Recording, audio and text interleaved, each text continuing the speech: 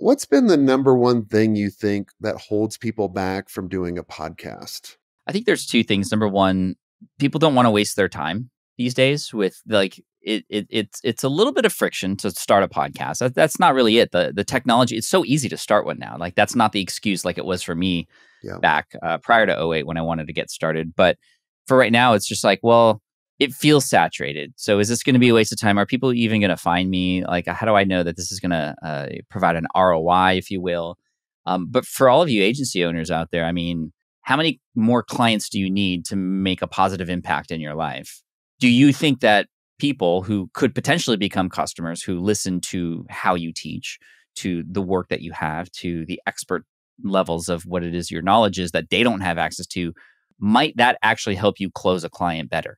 In most cases, the answer will be yes. And therefore, like, I think it's the goals of the goals you have going into it need to be defined so that you know that this is working or not. Because a lot of people, when they start a podcast, they go, well, those people have millions of downloads, like, and I only have thousands. Like, it's a failure. But if you go, okay, well, out of the thousands of people who listen every month, if I can get 10% of them on an email list, and if I can get 5% of those people to convert, I'll have way more than enough clients I need, right? So when you think about the math and what it is that you're ultimately looking for, then you can lean into, okay, well, on the podcast episodes, let's actually do it so that it is for prospects and making them feel comfortable about working with us and getting on a discovery call or what it might be. When you think about it that way, it is a no-brainer to start a podcast because you can go really deep with the relationship with your prospect or future prospect on your show, more so than a quick YouTube video with a ton of distractions around and honestly more friction to even start and create something. So YouTube is great as well to get in front of people, but I think the podcast, especially with how intimate your conversation can be in a car with somebody or on a plane or, you know, on their walk with their dog in a space where they're not going to be listening or watching anything else, it's quite powerful. I didn't know this for many years until I really started diving into the stats.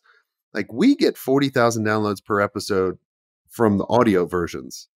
But then if you go to YouTube, it's not even close. But then I also think about it this way, because for many years, no one listened to our show.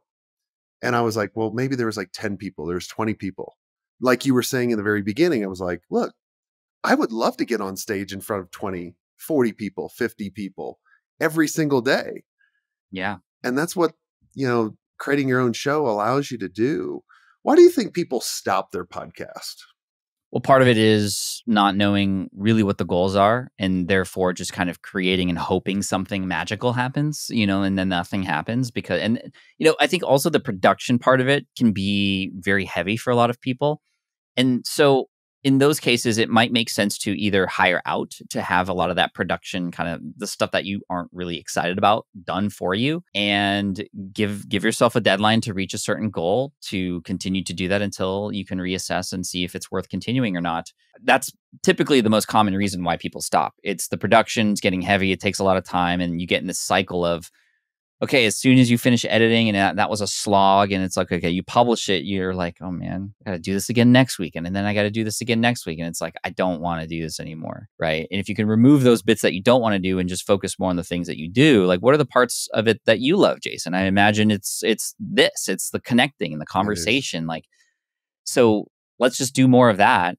And it's incredible what happens when you discover that these calls that are half hour or more turn into relationships, turn into partnerships, turn into leads, turn into introductions to other people who can open up completely different doors.